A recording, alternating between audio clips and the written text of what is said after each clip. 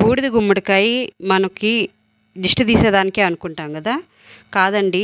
ఈ బూడిద గుమ్మడికాయలో ఎన్నో పోషకాలు ఉన్నాయి. పోషక విలువలు కలిగిస్తుంది ఇది.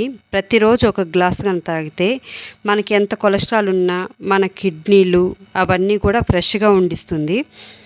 ఈరోజు గుమ్మడికాయ జ్యూస్ చేస్తున్నాను.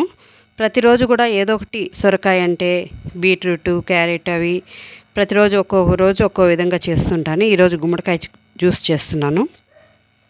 ఫస్ట్ ముక్కలుగా కట్ చేసి మిక్సీకి వేసుకోవాలి. మిక్సీకి వేసుకున్న తర్వాత వైట్ గుడ్డల్లో తేరు పట్టేసుకున్నట్లయితే మనకి మొత్తం పల్పు పక్కకి వెళ్ళిపోయి జ్యూస్ అంతా బాగా వస్తుంది. తర్వాత జ్యూస్ తాగేసేయడమేనండి.